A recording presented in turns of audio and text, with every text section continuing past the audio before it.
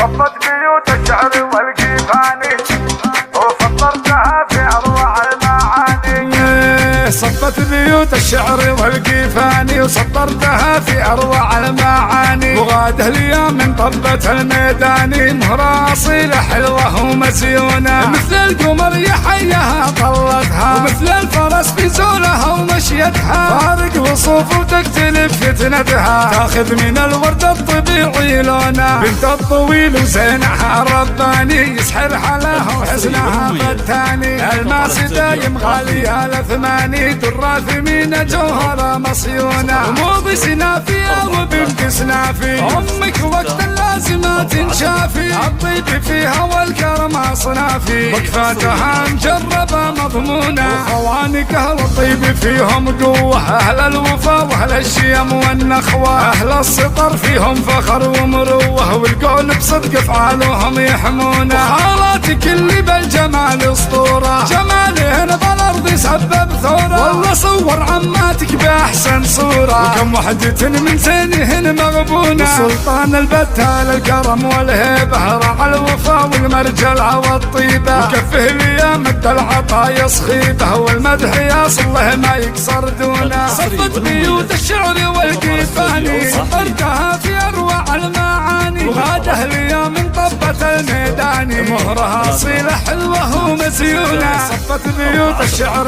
والقيفاني وسطرتها في أروع المعاني. وغاده لي من طبة الميداني، مهرة أصيلة حلوة ومزيونة. مثل القمر يحيها طلتها ومثل الفرس في زولها ومشيتها. فارق وصوف وتختلف فتنتها، تاخذ من الورد الطبيعي لونها. بنت الطويل وزينها رباني، يسحر حلاها وحسنها فتاني. الماس دايم غالية لثماني، درة ثمينة جوهرة مصيونة. موضي سنافية وبنت سنافي، أمك وقت اللازمة تنشافي. الطيب فيها والكرم أصنافي، وقفاتها مجربة مضمونة. وخوانك أهل الطيب فيهم قوة، أهل الوفا وأهل الشيم والنخوة. أهل السطر فيهم فخر ومروة، والقول بصدق أفعالهم يحمونه. خالاتك اللي بالجمال أسطورة، جمالهن بالأرض يسبب ثورة. والله صور عماتك بأحسن صورة، وكم وحدة من زينهن مغبونة. سلطان البتال الكرم والهيبة، رعى الوفا والمرجلة والطيبة. وكفه لي مد العطايا صخيبه، والمدح يصله ما يكسر دونه. صفت بيوت الشعر